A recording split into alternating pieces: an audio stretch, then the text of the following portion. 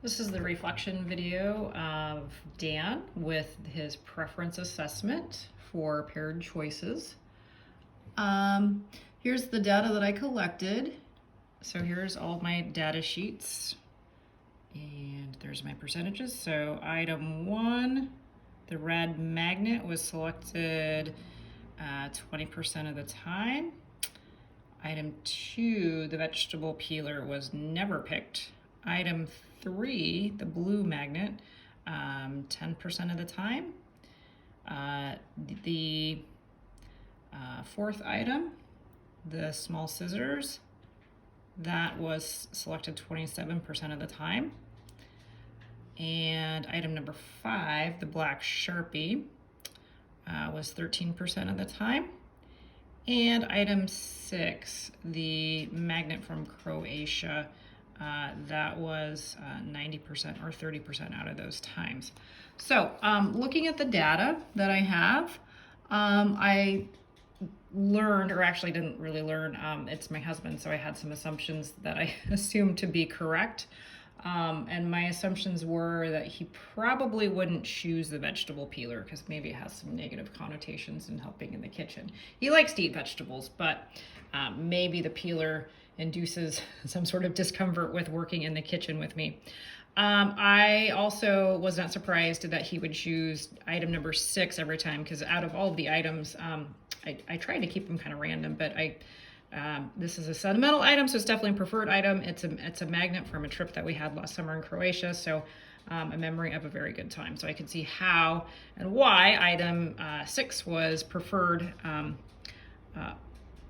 that likely percent of the time. So that didn't really surprise me too much. And then as far as the other questions for the preference assessment, I think that this has value with a student who needs positive reinforcement in the classroom. So I think I could see the value in this, especially with younger students who maybe perhaps are still forming their verbal skills and with choice and making choices. So I think that could be used pretty well.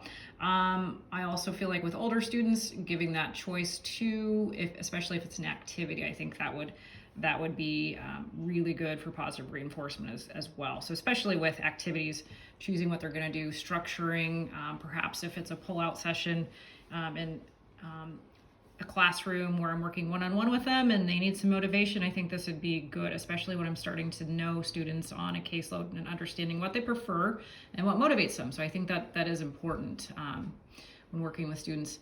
And I think as far as a preference assessment to help improve social skills for individuals with autism and other exceptionalities, I really do think that with social skills, with social settings, if they have that language acquisition, especially in younger students, they're able to make those choices. And I think giving students those choices too is also empowering. And then in those social situations, they're able to make those connections a little bit. I wrote a reflection as well, in addition to the recording, to kind of explain what I was thinking, especially for question number 4. So I'm putting that with my submission of videos as well. So I kind of elaborate a little bit more, but I do see the value in this. I don't know if it's going to be something that I would generally do all the time, but I think in getting to know some students, especially with what motivates them, to keep them motivated, and then changing out those items, especially activities. I'm thinking about that with secondary students especially,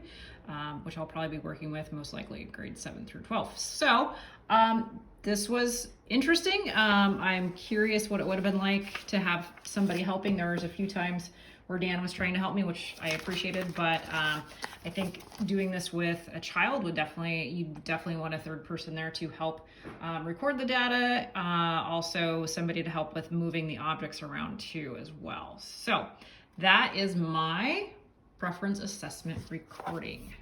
Thank you.